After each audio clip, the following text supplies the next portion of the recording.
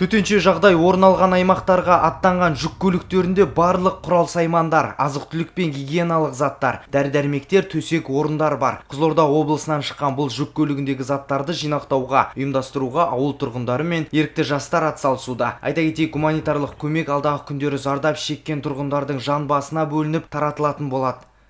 Қызылорда облысынан шыққан 10 жүк көлігі Батыс Қазақстан облысы, яғни Орал қаласына да келіп жетті. Мұнда осындай медициналық құралдар мен барша құрал жабдықтар, қайықтар, киім-кешек, төсек орындар мен азық-түліктің барлық түрлері бар. Қызылорда облысы су апатына түскен барлық аудандар мен барлық аймақтармен бірге екенін жеткізеді.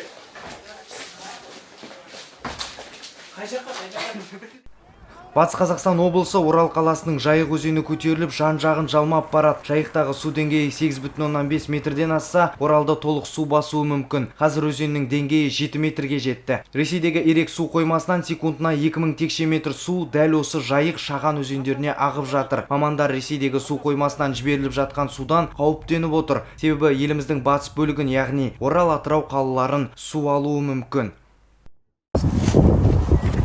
Дәл осындай құмдармен қоршап, тұрғындар осындай бекет құруда. Мына жердің барлығы суға кетеді дейді сарапшылар.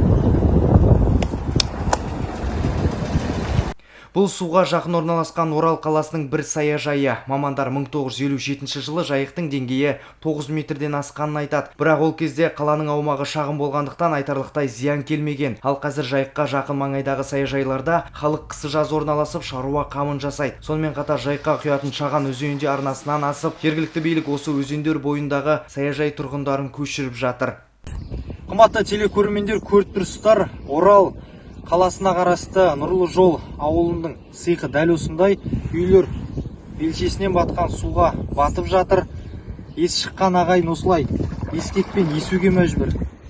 Қазір Ирек су қоймасы 97%-ға толып тұр. Ор қаласын толықтай су басты. Енді Ресейдегі Орынбор шаһары да суға кетуі ықтимал. Сондықтан еліміздің батыс бөлігіне үлкен мөлшерде тағы да су келеді дейді мамандар. Бұдан бөлек еліміздің біраз бөлігінде төтенше жағдай белгіленді. Атап айтқанда бұл Абай, Ақмола, Ақтөбе, Атырау, Батыс Қазақстан, Қарағанды, Қостанай, Павлодар, Солтүстік Қазақстан және Ұлытау облыстары. Апат айтып келмейді, бірақ алдын алу үшін барлық ағайын атсалысуда. Нұрбол Нұрланұлы, Алданзар Нағмет, Қызылорда қоғамдық телеарнасы.